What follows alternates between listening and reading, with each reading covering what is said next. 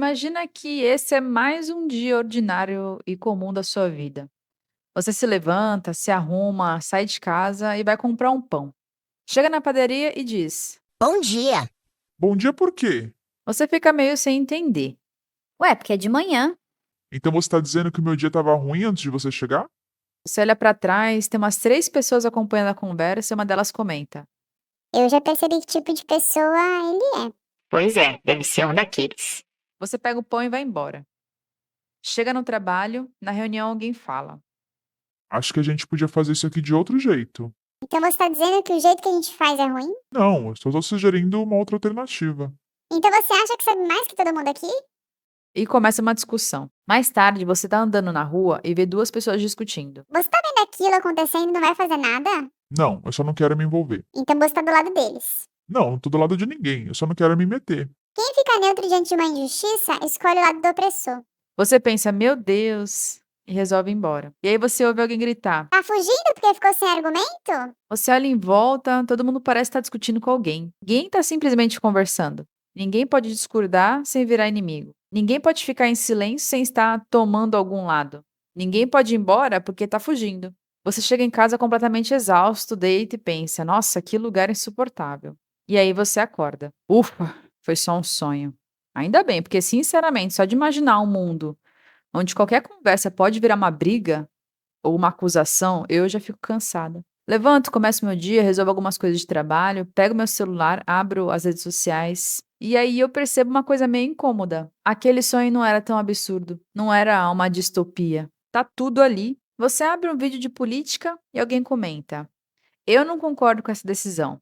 Aí alguém responde: ah, então você é a favor do outro lado. Aí outra pessoa chega e começa a criticar a vida pessoal de quem fez o comentário inicial. 5 minutos depois, ninguém mais está falando sobre o que começou a conversa. E o mais engraçado é que isso acontece com praticamente qualquer assunto. Pode fazer o teste. Abre um vídeo de política, outro de religião, de futebol, relacionamento, ciência, filosofia. E, cara, até em receita de bolo, você entra para descobrir se coloca fermento ou não e sai de lá descobrindo que metade das pessoas acha a outra metade completamente incompetente. E talvez seja justamente isso que mais me cansa, porque não é simplesmente que as pessoas discordam, é a velocidade com que uma discordância vira uma disputa e um ataque pessoal. Uma pessoa deveria poder dizer que eu penso diferente, a conversa podia acabar por ali, mas quase nunca acaba. Porque sempre tem alguém que precisa explicar porque o outro está errado. Aí o outro precisa responder. Alguém tem que ter a última palavra. E quando você percebe, ninguém está mais tentando conversar. Tudo já virou uma guerra nos comentários. E o pior é que isso, na internet, virou uma coisa comum. A gente está tão acostumado que nem estranha mais. Foi aí que eu percebi uma coisa sobre mim. Eu tô muito cansada disso. Não necessariamente de estar na internet, mas de entrar num lugar onde parece que a qualquer momento alguém tá brigando com alguém. Você pode estar procurando qualquer coisa e de repente você tá lendo ali 20 pessoas discutindo nos comentários como se a vida delas dependesse de provar que elas estão certas e que o outro lado tá errado. E aí, se tem uma coisa que eu faço é pensar. Eu gosto muito de pensar. Inclusive, eu criei esse canal porque eu gosto muito de pensar, mas quase nunca tenho com quem conversar essas coisas. Então, se você está aqui até agora, provavelmente você se identificou ou já parou para pensar nisso também. E aí, nesses pensamentos, eu fiquei, mas por que que a gente faz isso? Porque pensa comigo, teoricamente, o ideal seria o quê? Quando as duas pessoas discordam, elas podiam simplesmente conversar. Pelo menos deveria ser assim. E aí uma diria uma coisa, apresentaria a própria ideia, a outra, com a ideia oposta, apresentaria a dela também. E aí, no melhor dos casos, uma delas vai virar e falar assim: Ah, realmente acho que eu tô errado. Talvez eu não pensei com essa amplitude, talvez eu não vi com esse ponto de vista, e de fato, a minha visão inicial era um pouco limitada, acho que eu me equivoquei. só que, meu, nunca acontece isso. E eu até vou abrir um parênteses aqui para citar uma coisa que aconteceu comigo. Eu tão indignada porque as pessoas nunca reconhecem o erro, eu resolvi pôr em prática. Eu acho que o tema desse vídeo veio depois desse fato que aconteceu comigo. Uma vez eu acompanhava uma pessoa no Instagram que fazia vídeos de reflexão filosófica, comportamento humano, eu adorava. Só que talvez por estratégia de engajamento, ela mudou um pouco O tema do conteúdo continuava sendo sobre relações humanas, mas sobre situações muito moralmente baixas, e para mim criou um conflito sobre como ela apresentava temas antes e como ela apresentava agora. E, enfim, eu fiz um comentário completamente respeitoso, e o fã-clube dela foi de contra ao que eu disse. Só que eles apresentaram argumentos que realmente encaixou um pouco e fez quebrar um pouco da minha visão inicial do comentário. Eu falei de uma maneira totalmente respeitosa, assim: "É, realmente, vocês trouxeram uma visão que eu não tinha de início. Talvez eu estivesse um pouco equivocada de início". E pasme, mesmo tentando ser respeitosa, mesmo assumindo parte do equívoco, mesmo assim, teve gente que me xingou, atacou a minha pessoa, de maneira totalmente gratuita. Então, é difícil mesmo você tentar fazer o certo, que para mim o certo seria conversar de maneira saudável e quando a gente entender que está errado ou equivocado em algum ponto, assumir esse equívoco. Mesmo assim, eu não consegui botar isso em prática. Mas enfim, voltando ao tema inicial do vídeo, estamos naquele fato de que as pessoas raramente assumem estar erradas. E eu fiquei tentando entender o porquê, porque é uma coisa tão simples, né? Aí eu pensei, pode ser que o porquê seja o ego. Talvez a gente simplesmente não gosta de estar errado. Às vezes a gente quer ter mais razão do que descobrir quem realmente tem razão. Só que essa explicação me deixou com outra pergunta. Se é só ego, por que essas discussões parecem seguir sempre os mesmos caminhos? Porque pensa comigo, se a gente replicasse esse comportamento da internet pessoalmente, uma série de coisas ia impedir que a gente fizesse isso. Porque você vê a reação da pessoa, você percebe que passou do limite. Dependendo com quem que você está discutindo, de repente você tem que encontrar aquela pessoa amanhã, ficar um clima meio chato. Já na internet não, você nem sabe quem está do outro lado.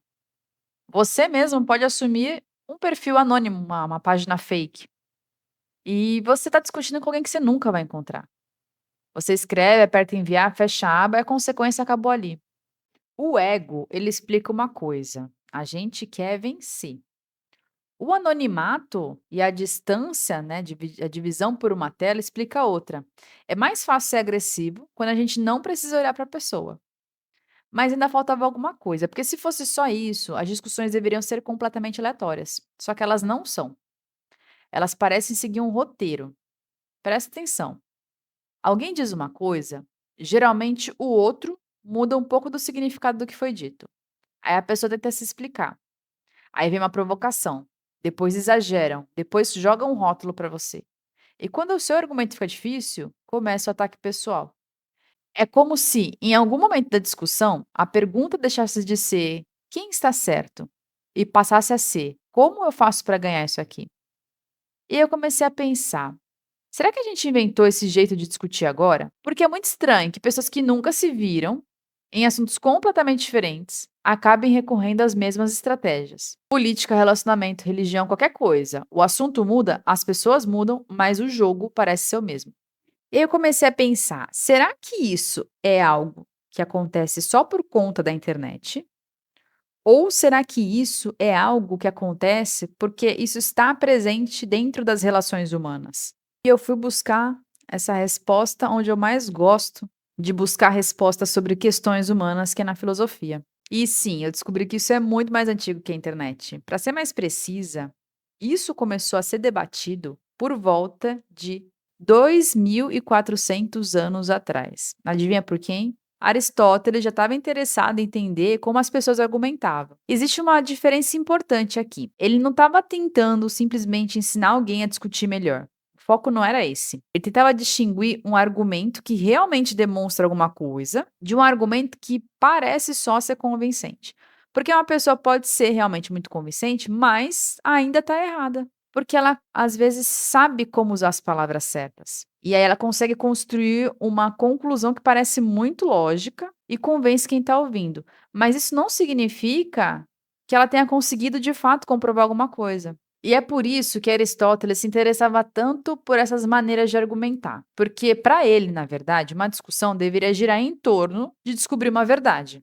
Para Aristóteles, Se perceber estar errado, não era um problema, era até bom, porque aí você descobriu uma coisa nova. Era interessante você descobrir que você estava errado, porque você descobriu uma coisa nova e uma coisa certa. Só que tem um problema. A maioria das vezes, as pessoas não entram numa discussão querendo descobrir a verdade. Elas querem é convencer. Lembra do ego que a gente tinha conversado? Elas querem proteger a identidade delas travestida de opinião. Às vezes elas querem impressionar quem está assistindo, não quer perder, e foi justamente que isso me fez chegar a outro filósofo.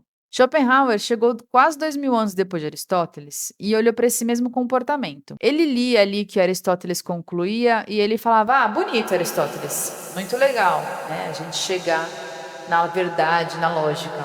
Só que as pessoas não fazem isso. As pessoas querem estar certas, com razão." E aí ele escreveu um livro chamado A Arte de Ter Razão. Ele catalogou 38 estratagemas que as pessoas usam para parecerem estar certas e não necessariamente de estarem certas. E logo no início, as críticas que ele faz no prefácio me parece de comportamentos muito atuais. Abre aspas. Falam antes de pensar, e mesmo quando se dão conta de que sua afirmação é falsa e eles estão errados, é preciso parecer como se fosse o contrário.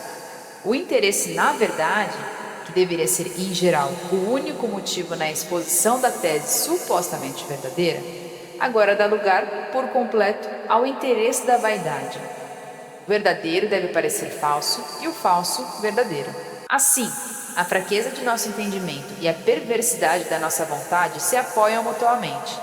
Disso resulta que, em regra geral, quem disputa não luta pela verdade, mas por sua tese. E só para fechar a citação do prefácio, eu achei engraçado que ele ainda critica Aristóteles. Eu falei, Schopenhauer era um cara realmente corajoso. Ele diz, abre aspas, Aristóteles não define o propósito da dialética de modo tão preciso como fiz eu. Entre as principais maneiras de tentar ter razão mesmo de maneira ilícita que Schopenhauer catalogou, algumas são provocar o adversário, exagerar no que o adversário disse, conquistar uma plateia, colocar um rótulo, atacar uma pessoa. E aí eu percebi que realmente não era loucura da minha cabeça quando eu enxergava um padrão entre os debates na internet. Não era simplesmente a internet sendo internet. Já tinha alguém que tinha observado, organizado, catalogado tudo isso muito antes de existir uma tela. E talvez seja justamente por isso que quando você começa a reconhecer essas estratégias, algumas discussões online passam a parecer diferentes. Não é porque as pessoas mudaram, mas é porque você começa a enxergar o jogo enquanto está jogando. Porque agora, quando você presenciar ou participar de uma discussão, você começa a ter mais pensamento crítico sobre o foco do assunto. Você vai ver um argumento e começar a pensar: peraí, essa pessoa realmente está respondendo ao que foi dito? Em outra situação, você pode se questionar: essa pessoa está tentando me convencer ou me provocar? E quando vai para o ataque pessoal, você já sabe que a pessoa não encontrou um argumento lógico melhor que o seu. E esse é o primeiro benefício de conhecer essas estruturas. Não é que você necessariamente passa a discutir melhor, mas você começa a perceber quando não está mais discutindo. E é por isso que eu acho tão mágico ler filosofia e pensadores antigos. De primeiro momento, parece que o que eles falam é tão antigo e tão arcaico que não se encaixa com o que a gente vive hoje. E aí a gente percebe que a leitura humana deles era tão precisa que o nosso comportamento basicamente não mudou de 2.400 anos atrás para hoje. A gente só mudou as ferramentas. Só que aí, depois de ler tudo isso, eu comecei a querer tocar na ferida, porque tem uma coisa que me incomoda ainda mais. Porque assim, sabendo disso agora, é muito mais fácil assistir uma discussão e pensar. Olha, aquela pessoa tá manipulando a outra. É fácil enxergar o problema quando tá no outro. Mas e quando somos nós? Porque talvez eu já tenha feito isso, você também. A gente talvez já interpretou uma frase da pior maneira porque era mais fácil de atacar. Talvez a gente provocou alguém porque percebeu que a pessoa estava ficando um pouco irritada. Talvez a gente já tenha colocado o rótulo numa pessoa porque era mais fácil do que responder o argumento. Então agora eu te deixo uma nova pergunta. Ao invés de se questionar, como eu faço para vencer uma discussão? Talvez o questionamento seria: como eu percebo que já não estou mais tentando descobrir nada? Porque tem discussão que realmente vale a pena. Às vezes alguém discorda de você e você aprende alguma coisa. Às vezes você muda de opinião. Às vezes você consegue fazer alguém enxergar uma coisa de outro jeito. Mas também tem aquelas discussões que depois de alguns minutos você percebe que ninguém está ouvindo ninguém. Só estão esperando a vez de responder. E aí, de repente, é o momento que a gente precisa aprender uma coisa que nenhum estratagema no livro de Schopenhauer ensina. Abandonar um debate que já não tem mais propósito nenhum, além de ofender. Porque às vezes a gente fica numa espiral de ofensas ou de ego ferido, querendo mostrar para a pessoa que ela é uma idiota e muitas vezes de fato ela é.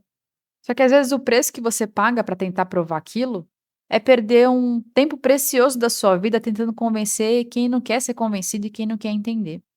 E uma vez eu li em algum livro e eu nunca mais encontrei onde eu li isso, para dizer as palavras exatas, que quando a pessoa se sujeita a debater de maneira animal, vence quem for mais animalesco e mais baixo.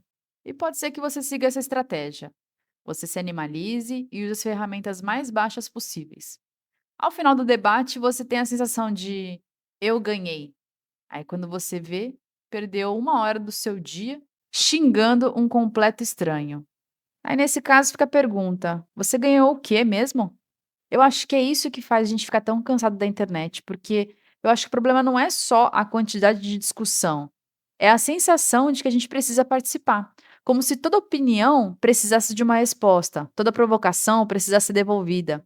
Como se deixar alguém ter a última palavra significasse perder, mas não significa. Às vezes você simplesmente percebe que aquela conversa não vai chegar a lugar nenhum, e continuar ali não vai mudar a opinião de ninguém.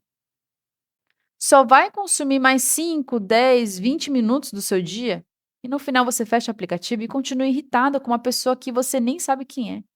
E talvez conhecer essas estruturas tenha a utilidade muito mais simples do que aprender a argumentar melhor. É aprender a reconhecer quando não vale mais a pena argumentar. Porque agora, quando alguém distorce o que você disse, provoca, coloca um rótulo ou tenta transformar numa disputa, você vai olhar e perceber: ah, eu conheço esse jogo. E por isso eu nem quero mais jogar.